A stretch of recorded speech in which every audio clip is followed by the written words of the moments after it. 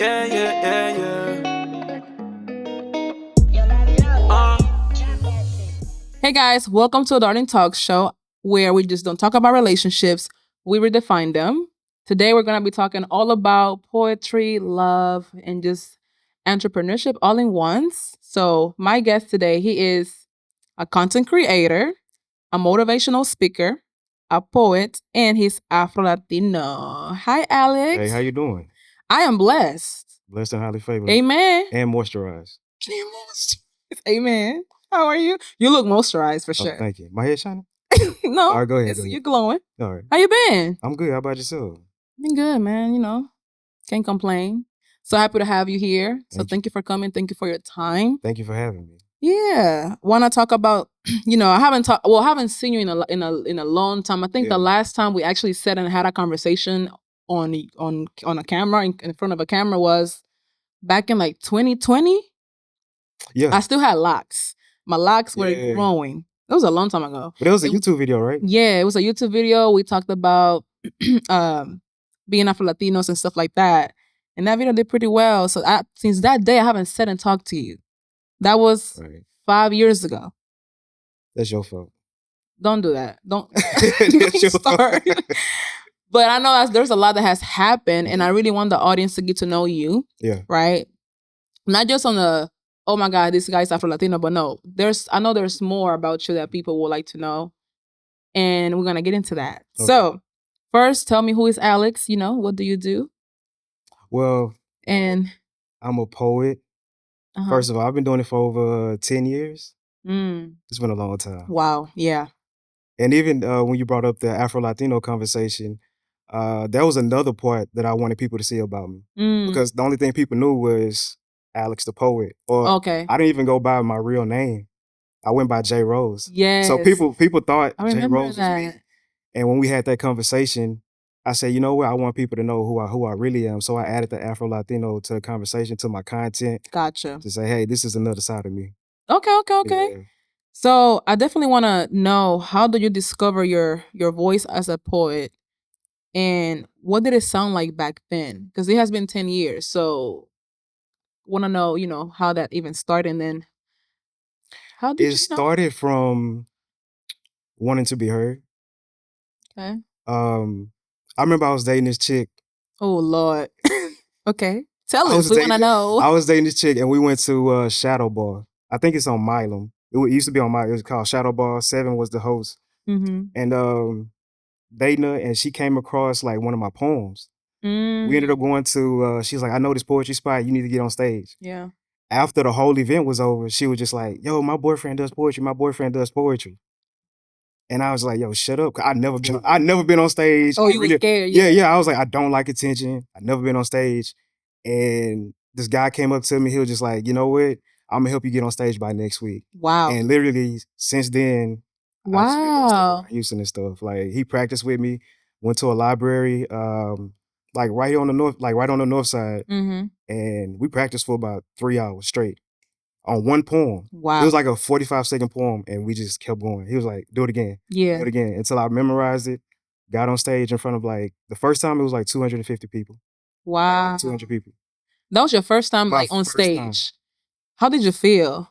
I had an out-of-body experience. Seriously. I had an out-of-body. It was like I took a step back and I watched myself perform. Wow. And when I finished, it was like, I got nervous. Like I almost fell off the stage. When I finished, because it was like I came to and I was like, I can't believe I just did that. Yeah. And ever since then, people were coming up to me like, hey, I want you to do this. I want you to do that. And I was just like, okay. So it became like a thing then. After that. Yeah. How would you say your voice, as a poet sounded back then compared to now? I was very shy. Because like I said, I've never really been in front of people naturally. Shaky? Yeah, I was shaky. I'm just like, all right. But of course, after I began to build my voice as a poet, as a person, you could tell how comfortable I am on stage. Yeah. Oh yeah. Sometimes I start from where I'm sitting and just surprise people. I'll walk around the room and stuff. That's fire. And even my mom, she just like, where do you get this from? Like, where does this come from? Because no one else in my family does it. So I'm like the first person to step out and do things interesting. like this. Yeah. Wow, okay. So do you write from like lived experiences, Or is it just like your imagination? Like these things just come to you? Now, these are lived experiences, and Okay. some experiences are from my friends, and I just put those together. And also, I have dreams. A lot of them are from my dreams. that I Really? have. Yeah, a lot of them from my dreams that I have. Yeah, Wow. So you're a dreamer. yeah, Dreamer. Okay. yeah. What's the most vulnerable piece you ever written before, and what inspired it? It's And you called. can even kind of give us a little, you know what I'm saying? Give us a little some of that. Give us a little performance, to the people. If you can, you don't have to, but To say you're beautiful is an understatement. Your aura feeds my soul. I'm in the presence of a blessing. You're my love for dinner, ambition for breakfast, and after every meal, I have your intellect for seconds. Wishing I could heal your past, be the daydreams of your future while I bask in your presence. An angel in disguise. When you speak, I see heaven. The, that poem is The Blessing. that's deep. Okay, romantic. All right. So that's like your most vulnerable. So I'm sure like that was that like for somebody? It was the type of relationship I want to have. Oh my God, Alex. I started to have conversations with like my grandmother, my cousins, my friends, and I put it all together. And I really got different perspectives from all ages, genders, and things like that, and just sit down talking to people and to view people perspective on love and even mine and add my own taste into it. So I think that's more of my vulnerable piece, but sometimes I don't like doing it because I know it'll probably go over people's head. Yeah. And I'm like, I want you to actually listen to what I'm saying. Yes. Like, this is the type of relationship I want to have. Like, I want to nurture the person. I want to just like be there for that person spiritually, emotionally, and everything. So, Y'all, that man's single, okay? Hey, before we continue, it's 1:00, okay? And I know you've been looking at that glass over there, so we're gonna toast. Okay. So we're gonna be drinking Coastal. It's a how you say it? Chardonnay. Am I saying it right? Mm-hmm. You know I speak Spanish, so Throw a little this is accent in there. 13.8% of alcohol, and yeah, that's what we're gonna be toasting to. Is there anything that you would like to toast to today? Taking a leap of faith, 2025 and moving forward. I love that. Cheers to that. Salud.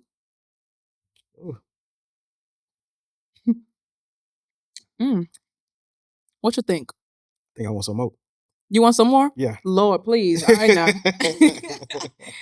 So that is the wine of the day. We're gonna be, sipping. You can sip through, as we continue the conversation. So, yeah, that was very nice. I'm glad what you said that, because if anyone hears that poem, they will probably automatically think that maybe you wrote that for somebody that you already had something with. So that's why I asked that question.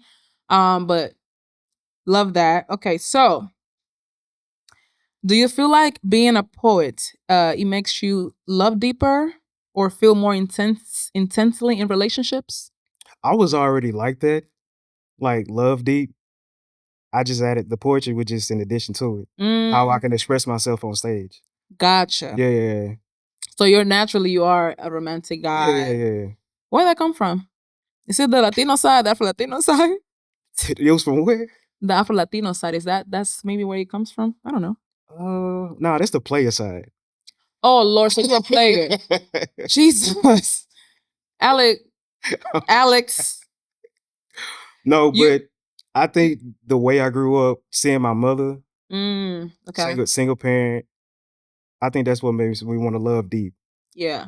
I've seen a lot of things that she went through, and I don't want to put anybody else through that. That's so just anything. Yeah. So thoughtful. Yeah. Because a lot of guys are not like that these days. Yeah. So I was sending the flowers just for no reason, like to your job and stuff and things like that. So why are you single then? Why am I single? I'm single on paper. Huh? You know how you go to a job? Yeah. Like you married. Oh, so you really are like, you got somebody? Yeah. You got somebody for real? So why you say you're single? On paper, I'm single. Please, if y'all watching this video right now, drop in the comments what are you guys thinking, because ain't no way. So technically you're not single then, because you have somebody. So why you playing with me? All right, I'm gonna stop playing. Thank you. All right. So you have somebody? Yeah, I have somebody. Okay, Alex, this is good. Oh my God, everybody clap for Alex. Oh my, you can clap. Oh, okay. Yeah. Okay, so I don't want to get too much deep into your love life, because I do know that some people don't want to talk about those things publicly. I don't know how long you've been dating this person either. So I'm gonna just send you all my blessings. I'm happy for you. Okay. Are you gonna propose soon? And when you do, please make sure I'm there. Thank you. I'm just saying. Propose? Maybe when I'm 60 or something like that. You're not gonna propose? I don't want to get a phone call. I'm just playing. Yeah, exactly. Because she's gonna be like, "Excuse me, don't embarrass me like that." Okay, so how do you protect your heart as a creative?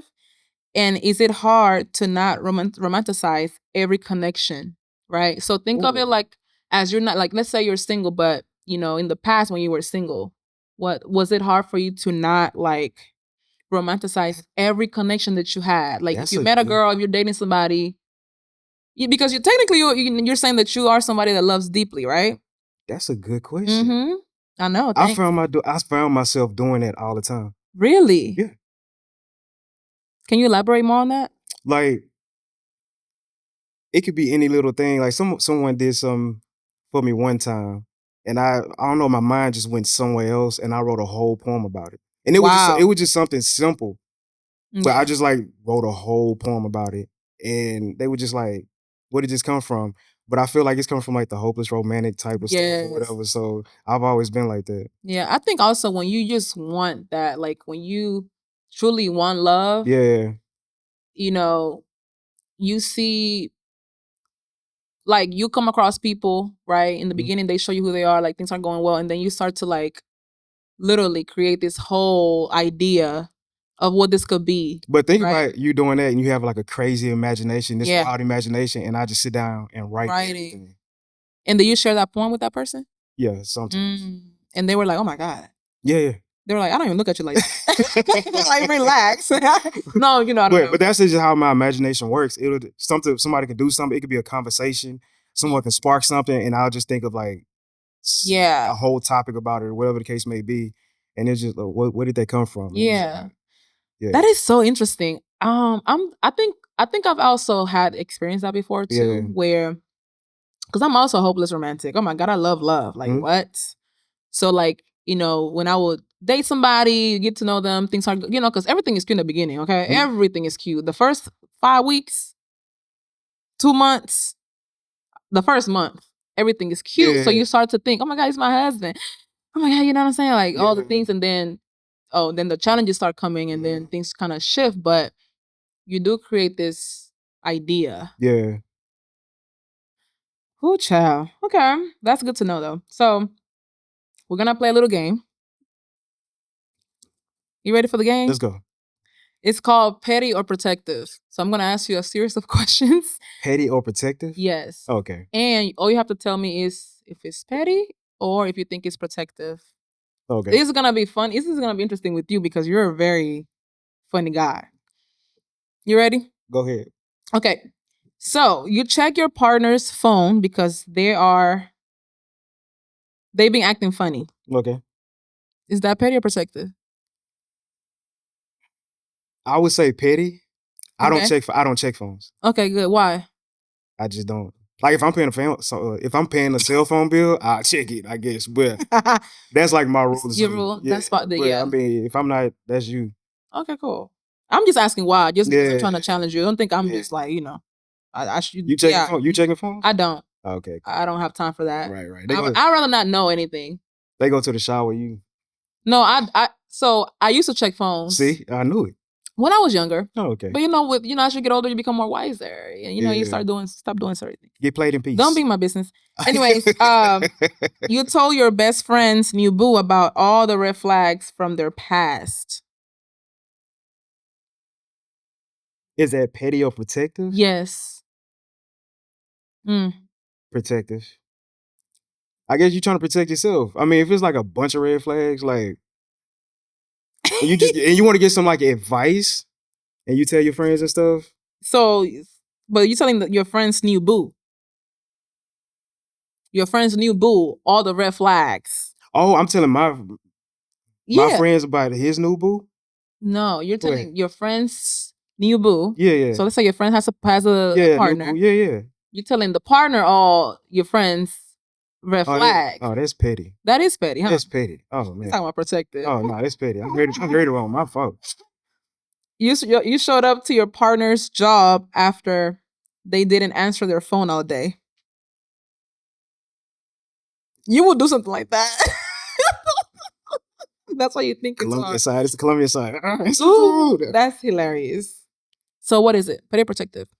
That's petty. That's petty? Yeah, Okay. I wouldn't do that. I agree. Yeah. You made a fake account to see if your ex would flirt back. That's petty. Okay. That's doing too much. Okay. You brought up something from a year ago to prove a point. That's petty. Okay. I mean, because you holding on to stuff. I'm not. I mean not you. Oh, the but person. I mean, the example. No, yeah. You holding on to stuff. No, I can't. Okay. No, I like this game because it kind of like shows you or teaches you about the person's how they think, because some people think some things are protective when it's petty, and I'd be like, "Ooh, you got work to do in your life. You got to work." I mean, they operating off trauma. Yeah. Mm-hmm. All right. So, have you ever felt torn between making money and staying true to your voice?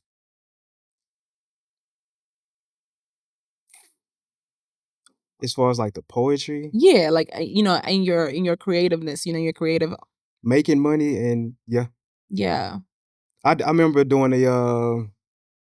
like a foster care, like a little boys' homes, like the foster care, something like that. Yeah. And I actually did it for the money. And once I finished, like I did the motivational speaking, I did my poem and stuff, and it was a kid, he came up to me, and this was probably 8 years ago. Wow. Probably longer. And I did it for the money. And it felt bad because the kid wanted to come up to me, wanted to take a picture. Yeah. He's like, man, I love what you're doing, the advice that I gave. And I was the person that was over the event. I was like waiting on the check. I'm just like, hey, yo, give me the check, man. And the kid, I remember the kid like in the corner of my eye. That's so crazy. Yeah, he was I remember seeing him like in the corner. He was just like, hey, trying to get my attention. And I was like, took the check and then I just left. Oh my and God. I just thought, when I got home, I thought about the kid and I was like hurt. Like I was hurt for a few days, like a week. Like it actually Yeah. And I was like, I don't want to do, of course you want to make money, but I was like, I don't want to do stuff for money like that to where it's bigger than the connection. It has to align with both. And I even been there too. Like, when I had to do something for the money, because maybe, especially when you're an entrepreneur too, like sometimes it's hard to say no to the money because you got to pay that card note, right? You got to eat. Your stomach touching your back. Your stomach touching your back. So you have to kind of like be like in that position, and it's hard. I actually lived it too, so I can only imagine, right? Like be having to differentiate the two and create that boundary, I guess. Okay. So as far as like, what advice would you give someone who's afraid to bet on themselves creatively and financially? Who's afraid to bet on themselves? Yeah. If they want to maybe go through this. Take that leap.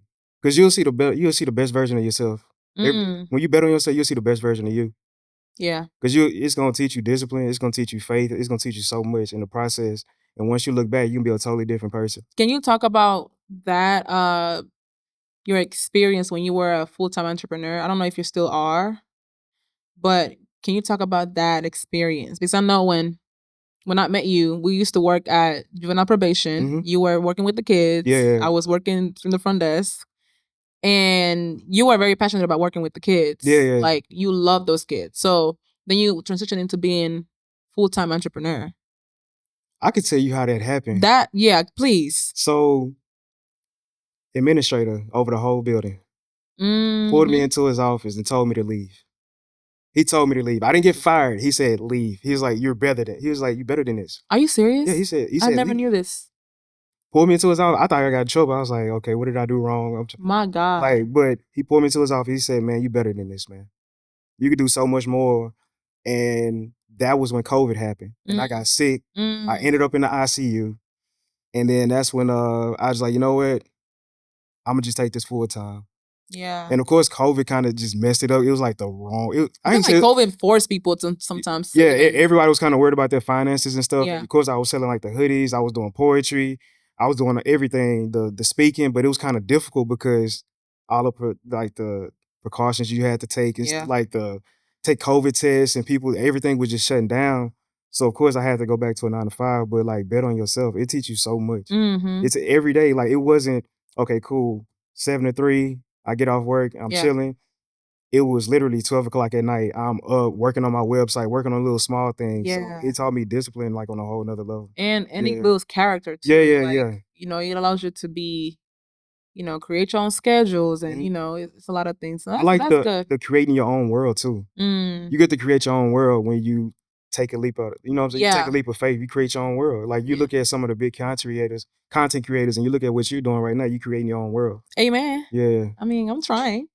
Oh my God. Like, I can't believe I'm trying. You got a whole team and stuff. I know. God is so good. Let me tell you something. God is so good because when you do things by yourself for so long, it almost like it creates this idea that like you can't get help, or like if someone, or like I remember I used to think like, man, I don't think anybody else can come into my life to help me because they're not gonna understand, or you know. And God just does, I'm telling you, God does he's so funny. He is hilarious in his own way. But I'm grateful because I'm grateful to have people that believe in in what I do.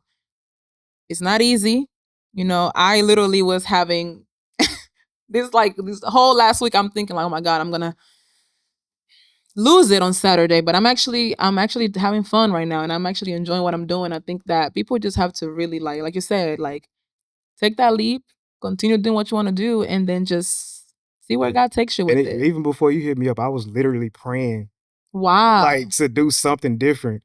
Wow. Seriously, like, I had just finished praying and you emailed. I was like, wow. Thank you. That is so good. Yeah, I was just like, I have to bring Alex because, you know, I know you. I know what kind of man you are, and all jokes aside, because you play too much. But, you know, I just know who you are, what kind of man you are, your heart, like, you know, the fact that you are someone that you be putting work behind the scenes. You know what I'm saying? And that has to be shown, you know, like talking about your journey and just like blessing somebody else that might be out there trying to figure it out. Yeah. You know? But yeah, I'm proud of you, man. Thank you. I mean, so are you still an entrepreneur? Oh my God, are you still an entrepreneur, or did you go back to the corporate work? Back to work, but still, it's okay. I'm getting trust. I know it's okay, but I'm gonna get back to it. I'm definitely have to get back to it because I really miss it. I miss the feeling of not knowing. I had to get comfortable being uncomfortable. Seriously. Yeah. Wow. Waking up doing the same thing every day. Tell me about it. Tell me about it. I'm currently dealing with that now. Like, it's not easy waking up and doing something that you don't really want to do just to get a check. But I also feel like, hey, on the other side, on the flip side of that too, there is pros in that, right? Like, okay, at least you know that a check on the 15th, you're gonna get your check and you're gonna pay your bills. So you don't have to. Because let's be real too, I feel like being an entrepreneur, it comes with a lot of like mental. It can be draining sometimes, especially when you know, like, you have that slow month and you're trying to figure out how you're gonna pay whatever. And listen, it probably closer to God. I'm talking to come on. Hey, listen. Hey, what's going on, man? Like, what's going on? Jesus.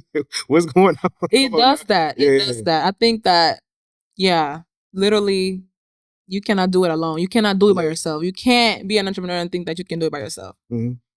So, all right, we have a new segment on the show. It's called Darling Be Honest. Okay. Darling Be Honest. Okay. And basically the audience are sending in like their stories about things that they're going through, and you're gonna give them advice. Okay. You feel confident about that? We're gonna see. Let's do it. Lord, okay. All right, so we have this person actually needs advice in the business world. Okay. In the business world, okay. So it says, I would like to hear your perspective on how you balance it all without losing yourself. That's easy. Go ahead. No, it's you. You have to give him advice. Go ahead. Okay. Seriously, that's what it helped me. Yeah. Without losing myself, Mhm. I did a lot. We did a lot of talking. A Mm. lot of talking. Come on, Alex. A lot. Yeah. Frustrated, mad, happy. The days I was up, the days I could pay my bills comfortably. The days I was probably hungry. Yeah. We did a lot of talking. But then I got to this point and it's like, okay, you always here. You showing me. Always. Even me being here right now. Yep. You know what I'm saying? So yeah. I'm glad you said that because man, like a lot of people don't understand the power he has, that Jesus has. Everybody want to do everything by themselves, and self-made. It's like you can't do it. I remember last year I went through it, and it was just so crazy, and I had to it also brought me closer to God because I was like, can't do this by myself. I'm gonna literally kill myself if I don't go.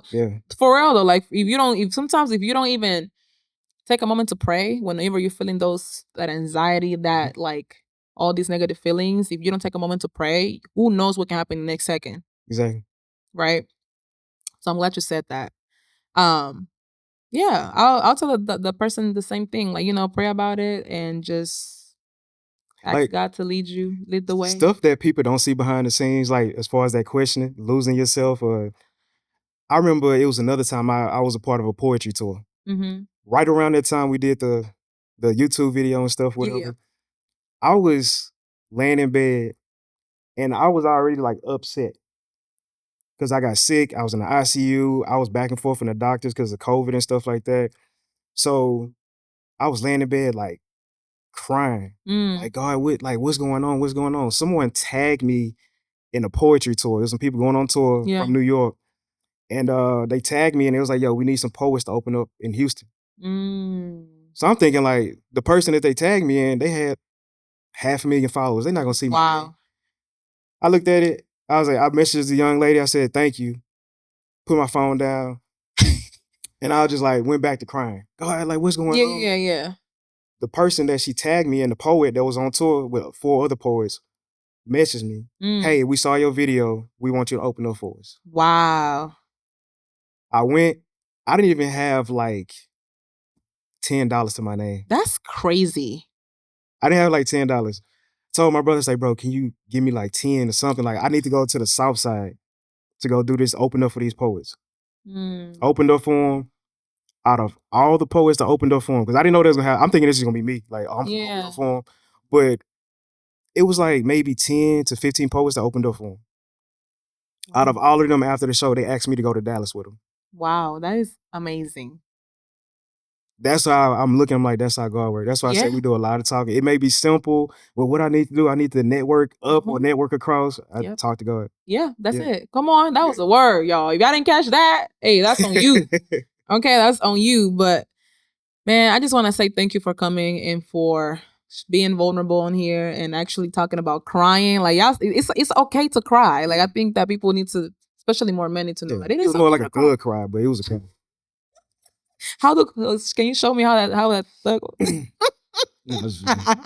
No, I was boo-hooing. I was in bed boo-hooing. Like, hey, sometimes that's all it takes. You gotta go to God and cry. But thank you for sharing that, because I know that was not maybe it wasn't easy for you to do that, to share that. Maybe it was. I'm a poet. I share everything. Yeah. Okay. Well, thank you for coming, Alex. Please tell the audience right here, your camera, tell them where to find you and how they can connect with you if they ever want to book you. So YouTube, TikTok, Facebook, Alex J. Hurtado. See, got the little art. That's it? Yeah, follow me on TikTok. You can find me on everything. Oh, okay. I'm going to be sharing my next shows. I share my journey about being Afro-Latino. I share everything on there. So how's the Spanish going?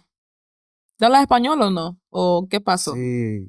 Un poquito? Me pongo nervioso. Oh, a veces, un poco nervioso. Okay, wait a minute now. This is good. We didn't know how to say that before. Come on, progress. I'm proud of you for real. Like keep going, and don't stop, and keep sharing your journey. I will. You're being a little quiet on socials. I don't know what is going on, but maybe Instagram. I think Instagram. Yeah, you're maybe not Instagram. They got a bunch of monitoring spirits on Instagram. You have a lot of what? They got a bunch of monitoring spirits on Instagram. Ooh, Don't even get me started about that. But okay, well, y'all, thank y'all for watching this episode. Don't forget to subscribe, like, share, all the things. Also, don't forget to keep sharing your stories. Submit your stories on by clicking the link in the bio. We want to know everything. If you have relationship drama with family, business, all the things, please send it in. Our guests they have lived enough to give you some good advice. So thank you for watching, and I'll see you guys in the next episode. Bye. Yeah, yeah, yeah, yeah. I love the smiling.